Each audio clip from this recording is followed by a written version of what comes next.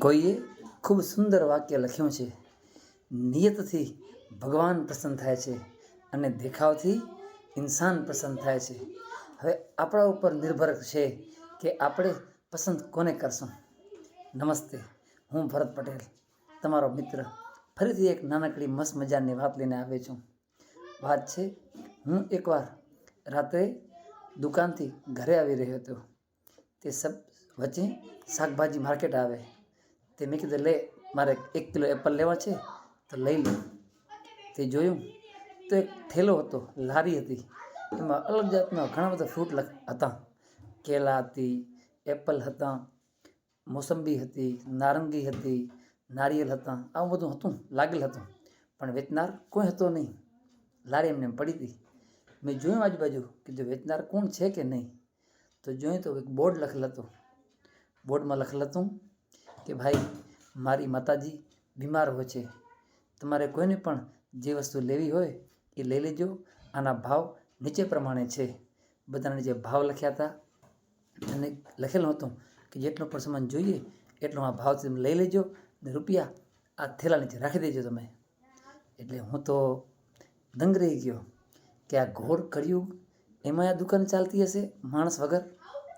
પણ છતાં મેં કીધું મારે 1 કિલો એપલ લેવા હતા તો મેં તો એપલ લીધા અને ભાવ 100 રૂપિયા કિલોના હતા તો મેં 100 રૂપિયા નીચે રાખી દીધા, મારી ઈમાનદારીથી. પછી હું તો ઘરે નીકળી ગયો ને જમ્યો. પણ મારા મગજને વિચાર હતો કે આ ઘોર કળિયુગમાં આ દુકાન કેવી રીતે ચાલતી હશે. પણ વિચાર જમીને મેં કીધું લે હું થોડોક ટહેલતો આવું. આપણે અક્ષર જમીને આપણે આંટા ફેરા કરતા હોઈએ છીએ. તો હું એ તરફ ગયો, જે શાકભાજી માર્કેટ હતી ને એ તરફ ગયો હાલીને. તો જોયું તો મેં કીધું કોક તો થેલો લેવા આવશે ને એમ, આનો માલિક હશે થેલો લઈ જશે ત્યારે હું મને પૂછી લઈશ એમ. તે જોયું તો થોડી વારમાં એ ભાઈ એ લારી હતી ને એ થેલો લઈને નીકળ્યા. એટલે એ ભાઈ કને હું દોડીને ગયો. કીધું એ ભાઈ 1 મિનિટ 2 મિનિટ ઊભા રહેજો ખાલી, તમે જ્યાં કીધું સાઈડમાં આવો ને, તમે મારે તમારે વાત કરવી છે. કીધું 2 મિનિટ. તો ભાઈ મને કીધું કે ભાઈ મારી પાસે ટાઈમ નથી, કે તમારે શું અર્જન્ટ વાત કરવી છે એ કે. મેં કીધું ખાલી 2 મિનિટ મને આપો. કીધું આ બધું થઈ શું રહ્યું છે કીધું. તો કે બોલ શું થાય છે એ કે શું થઈ રહ્યું છે એ કે. એટલે મેં કીધું આ ઘોર કળિયુગમાં કીધું દુકાન પણ કીધું મારી ચાલે છે કીધું અને તમે કીધું હાજર હોતા નથી કીધું. તો ભાઈએ મને કીધું કે ભાઈ મારી કહાની જ કોઈક એવી છે એ કે મારા માતાજી બહુ મોટી ઉંમરના છે, વયો વૃદ્ધ છે એ કે, અને પોતે હાલી પણ નથી શકતા એ કે. એમને પાણી પાવું પડે, ટાઈમસર દવા દેવી પડે છે, જે પણ મારે કરવું પડે એ મારે એકલાને જ કરવું પડે છે એ કે. રામ, કારણ કે મારી પત્ની પણ વર્ષો પહેલાં ગુજરી ગઈ છે એ કે, અને મારા સંતાન કાંઈ છે નહીં એ કે. બસ ઘરમાં ખાલી હું ને મારી મા બે જ છે એ કે. તો મેં કીધું પણ આ બધું તમારે કેવી રીતે થઈ શકે. તો ભાઈ શું તમને વાત કરું એ કે હું પણ બહુ પરેશાન થઈ ગયો હતો એ કે. મેં કીધું ધંધો પણ નથી કરવો, મારી માની સેવા કરવી છે એ કે. તો મારી માએ ના પાડી કે ના બેટા, ધંધો પણ ચાલુ રાખ અને મારી સેવા પણ તું કરજે એ કે. હું તો કે હરોજ કે આમ મને ભૂજતું નહીં કે શું મારે કરવું એ કે. પણ એકવાર મને એમ થયું કે લે આ બધું પ્રભુને છે ને, પ્રભુને વાત કરું. એકવાર મારા મંદિરમાં ગયો અને ભગવાન સામે કીધું, હે રામજી, આ બધું મારી સાથે બહુ બની રહ્યું છે એ કે, હવે તું સંભાળજે એ કે. એમ મેં અડધો કલાક મારા સાચા પ્રાર્થના કરીને પછી મને એવું થયું કે પ્રભુ સાચે જ સાચે મારી સામે આવ્યા છે. મને આકાશવાણી સ્વરૂપ કે મને એવું લાગ્યું કે પ્રભુએ એમ કીધું કે તારી જે પણ ચિંતા હોય ને તો મારા ચરણોમાં સોંપી દે, તું નિશ્ચિંત થઈ જા, તું ચિંતા કાંઈ કરતો નહીં, બધું કામ હું કરીશ રહ્યો. બસ મને ત્યારથી થયું, મને ત્યારથી ભગવાન પર અપાર શ્રદ્ધા હતી કે મારું કામ જે પણ હશે ને એ ભગવાન પૂરું કરશે.